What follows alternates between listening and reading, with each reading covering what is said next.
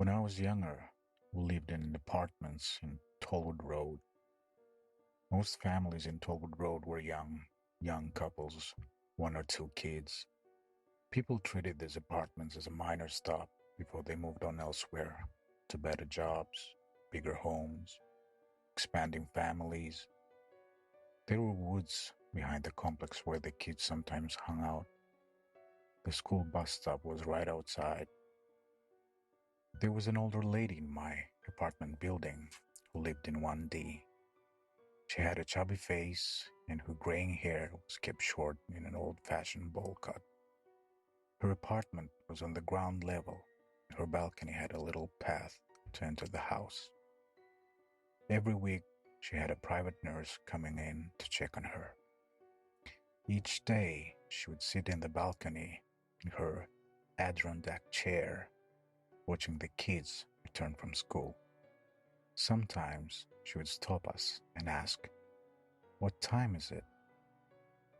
Now, this was a strange question because she always wore a watch herself. If she wanted to know the time, all she had to do was look down. It was an old wind-up watch with a thick leather strap.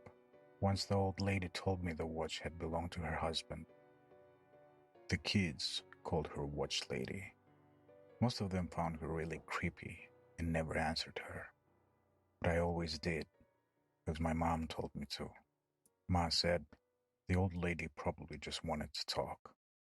One afternoon, soon after I returned from school, there was a knock on the door. I opened it to find the old lady's nurse. She told me that the old lady was missing.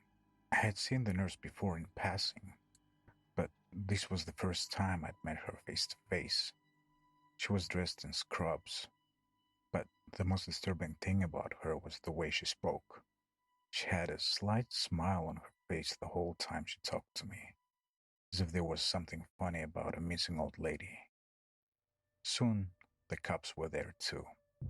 The adults grouped up in twos and threes to search. Some of us kids tagged along. We headed to the backwoods, calling for the old lady. That day, I found out her name was Mrs. Gose. The nurse sat in the balcony in Mrs. Gose's chair, probably just in case the old lady found her way back home. We kept searching for the next few days, but she was nowhere to be found. Life got back to normal in a few weeks. One afternoon, I was home by myself, doing my homework, when I heard knocking on the door.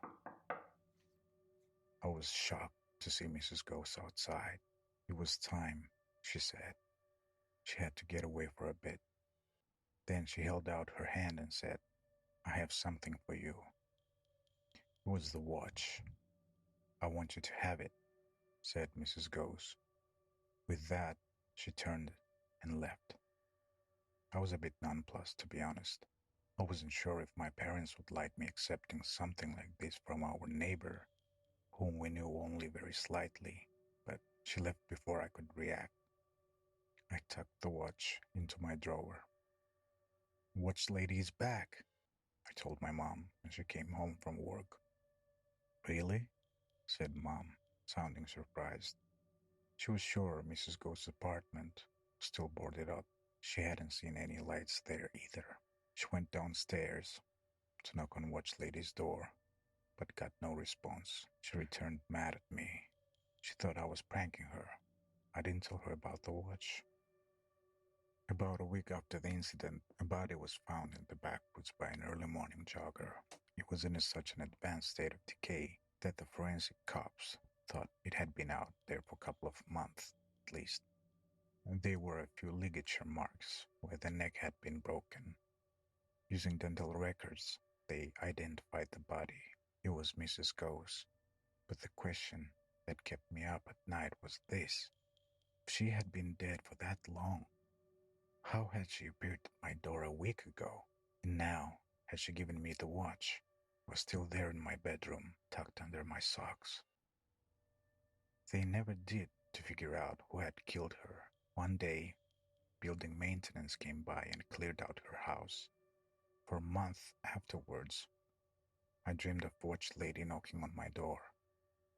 She always asked what time it was. When I replied, "It's time," she disappeared. As I've grown older, I wondered often how watch lady died and how she managed to give me the watch. I still have it somewhere. I've realized I will never quite understand.